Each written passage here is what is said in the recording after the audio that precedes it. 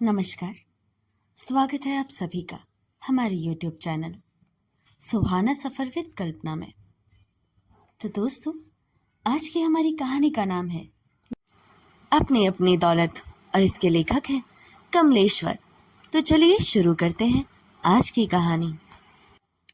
पुराने ज़माने का पसीना छूट गया यह सुनकर कि इनकम टैक्स विभाग का कोई अफसर आया है और उनके हिसाब किताब के रजिस्टर और बही खाते चेक करना चाहता है। अब क्या होगा मुनीम जी? जमींदार ने घबरा कर कहा। कुछ करूं मुनीम जी? हुजूर, मैं तो खुद घबरा गया हूं। मैंने इशारे से पेशकश भी की, चाहा कि भला टल जाए। 1 लाख तक की बात भी की, लेकिन वह तो टस से मस नहीं हो रहा है। मुनीम बोला। तो हे भगवान, मेरी तो सांस उखड़ रही है। जब तक रमुआ पानी ले आया। जमींदार ने पानी पिया, पर घबराहट कम ना हुई। हिंदू है कि मुसलमान? या सिख है? तो अभी लस्सी वस्सी पिलाओ, डिनर के लिए रोको, सोडा पानी का इंतजाम करो। फकीरे से बोल 3-4 मुर्गे कटवाओ और उनसे कहो हम सारा हिसाब दिखा देंगे, पर आप शहर से इतनी दूर से आए हैं, हमारे साथ डिनर करना तो मंजूर करे। मुनीम घबराया हुआ चला गया। 5 मिनट बाद ही मुनीम अफसर को लेकर जमींदार साहब के प्राइवेट कमरे में आया। जमींदार साहब ने घबराहट छुपाकर लपकते हुए उसका स्वागत किया। उसे खास चांदी वाली कुर्सी पर बिठाया। आइए हुजूर, तशरीफ रखिए। यहाँ गांव आने में तो आपको बड़ी तकलीफ होगी, जमींदार साहब ने अदब से कहा। अब क्या करें जमींदार साहब, हमें भी अपनी ड्यूटी करनी होती है, आना पड़ा। अफसर बोला। तब तक लस्सी के गिलास ले आ गए हैं। यह लीजिए हुजूर, जमींदार साहब बोले। शाम को हम और आप जरा आराम से बैठेंगे। आप पहली बार तशरीफ लाए हैं। जी हाँ, लेकिन मुनीम से कहिए पिछले 3 सालों के हिसाब किताब के कागजात तैयार रखे। जमींदार के फिर पसीना छूट गया। उसने खुद को संभाला, पसीना पोंछ कर बोला, अरे हुजूर, पहले शाम तो गुजारिए, फिर रात को आराम फरमाइए। सुबह आप जैसा चाहेंगे वैसा ही होगा। तभी डॉक्टर ने आकर मालिक को जानकारी दी। मालिक, रात के लिए फकीरे के यहाँ से कटे मुर्गे आ गए हैं। मालकिन पूछ रही है कि चारों शोरबे वाले बनेंगे या आधे भुने हुए और आधे शोरबे वाले? बताइए हुजूर, कैसा मुर्ग पसंद करेंगे, शोरबे का या भुना हुआ या दोनों? जमींदार साहब ने पूछा। इनकम टैक्स अफसर एकदम कच्चा पड़ गया। कहने लगा, जमींदार साहब मैं चलता हूँ। अरे क्यों? कहाँ? हमसे कोई गलती हो गई है क्या? नहीं, लेकिन आपके साथ बैठकर मुर्गा खाने की मेरी औकात नहीं है। वैसे आपके मुनीम जी ने मुझे 1 लाख देने की पेशकश की थी, लेकिन मैं अब आपसे अपना इनाम लेकर जाना चाहता हूँ। जमींदार और सारे कारकुन चौके कि आखिर यह माजरा क्या है। जमींदार साहब भी चौके। लेकिन आप? हुजूर, मैं 1 लाख रुपए की रिश्वत लेकर भी जा सकता था, पर नहीं, मुझे तो आपसे बस अपना इनाम चाहिए। इनाम? जी हुजूर, मैं इनकम टैक्स अफसर नहीं, मैं तो आपकी रियासत का बहरूपिया किशन लाल हूँ। सोचा अपनी कला दिखाकर आपसे ही कुछ इनाम हासिल किया जाए। जमींदार भड़क गया। ओ, तो तू किशन धानुक है? रामू धानुक का आवारा बेटा। अरे हरामजादे, तेरी वजह से मुझे हार्ट अटैक भी हो सकता था।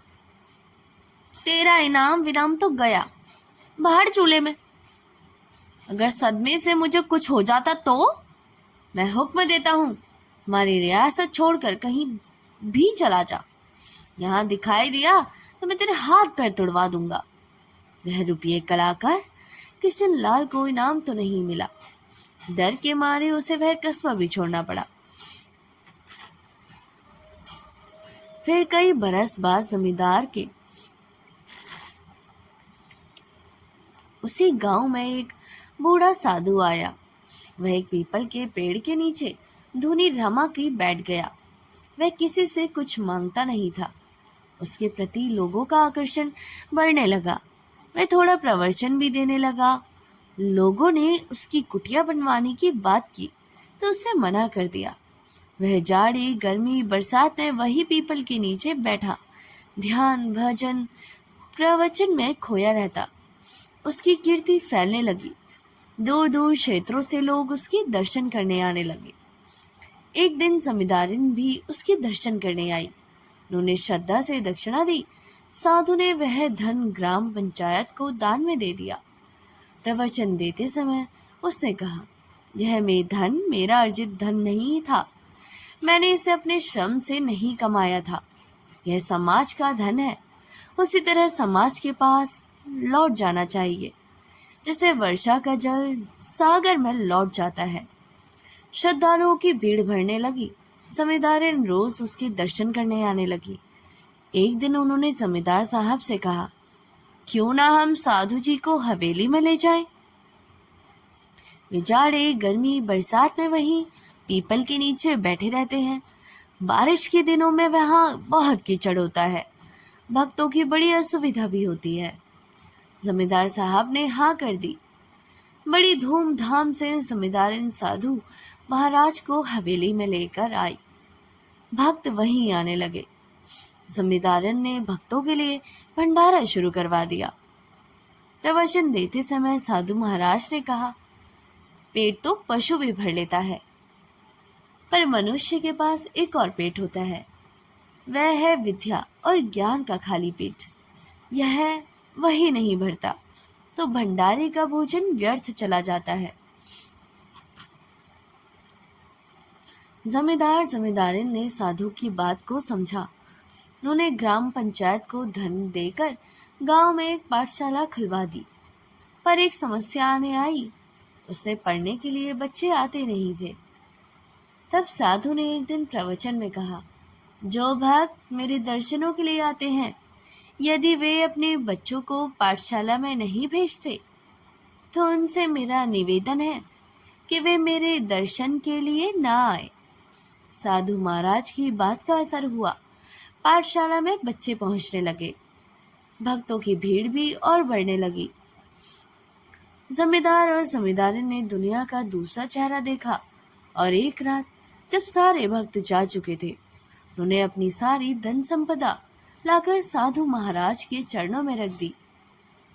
महाराज, आप जैसा चाहें हमारी इस अकुत संपदा और संपत्ति का उपयोग करें। दूसरे दिन सुबह भक्त आने लगे, पर साधु का कहीं पता नहीं था। जमींदार और जमींदारिन सकते में आ गए। पूरी हवेली की तलाशी ली गई। उस साधु की परछाई तक वहां नहीं थी।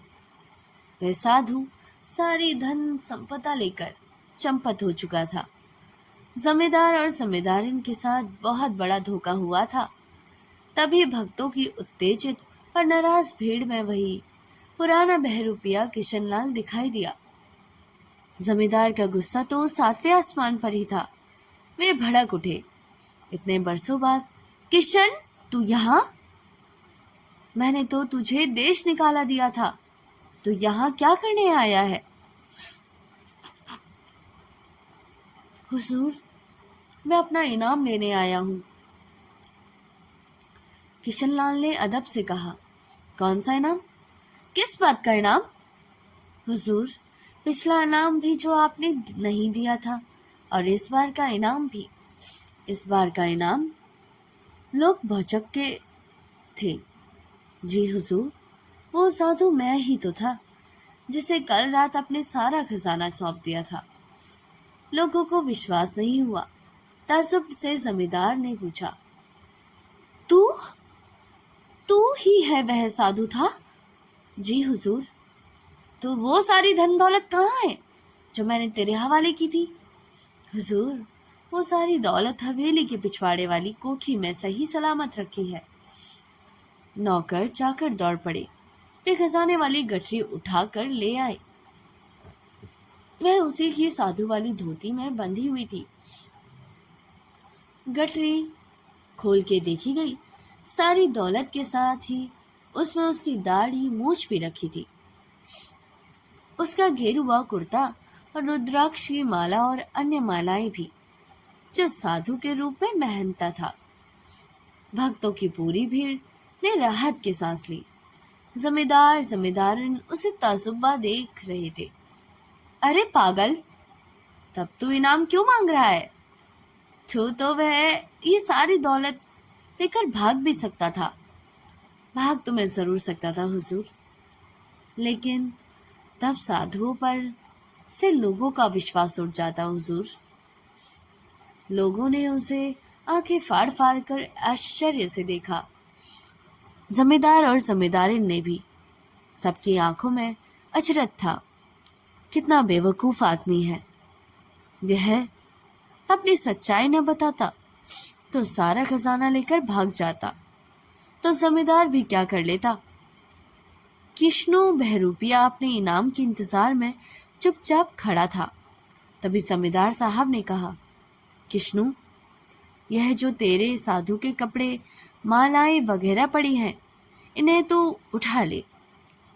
वो तो मैं उठा लूंगा, पर मेरा इनाम वह तो दे दीजिए। सचमुच तेरी अकल पर बड़ा तरस आ रहा है किश्नू। जमींदार साहब बोले, तो सचमुच मूर्ख है हुजूर।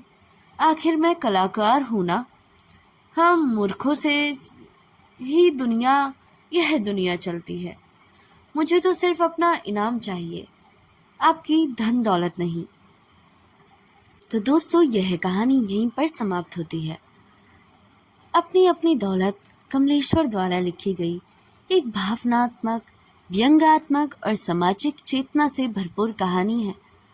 एक जमींदार जो दौलत का मालिक था, लेकिन सोच से काफी गरीब, और एक बहरूपिया कलाकार जो कभी अफसर बनकर डराता है तो कभी साधु बनकर जिंदगी का मतलब सिखा देता है। और एक ऐसा मोड़ जहां समाज, धर्म और शिक्षा और इंसानियत की असली दौलत सामने आती है। कमलेश्वर द्वारा लिखी गई यह कहानी यथार्थवादी कहानी है, जो आधुनिक महानगरी जीवन के खोखलेपन, स्वार्थ और मानवीय रिश्तों में आई कृत्रिमता को उजागर भी करती है। ये कहानी महानगरों में रहने वाले उच्च मध्यम वर्ग के दोहरे चरित्र और उसके बीच के भारी अंतर को भी दिखाती है कि कैसे शहरी जीवन में लोगों के रिश्ते स्वार्थ और दिखावे पर टिके हुए हैं। जब किसी के पास धन दौलत और प्रभाव होता है, सब उसके आगे पीछे घूमते रहते हैं।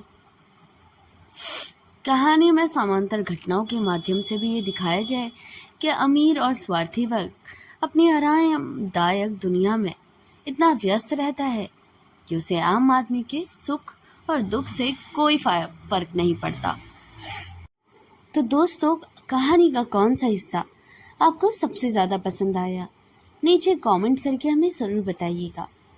वीडियो पसंद आई हो तो लाइक कर दीजिए, क्योंकि आपका एक लाइक हमें और मेहनत करने की प्रेरणा देता है। चैनल को सब्सक्राइब करके बेल आइकन भी दबा दीजिए, ताकि आने वाली हर नई कहानी सबसे पहले आप तक पहुंचे। और अगर आप चाहते हैं कि ऐसे ही और भी बेहतरीन कहानी आप तक रोज़ पहुंचती रहे, तो हमारे चैनल को जल्दी से हमारे परिवार का हिस्सा बन जाइए। अपने दोस्तों, परिवार वालों के साथ इस कहानी को शेयर करना बिल्कुल ना भूलिएगा। फिर मिलेंगे एक नई कहानी के साथ। तब तक के लिए नमस्कार, अपना ख्याल रखिएगा।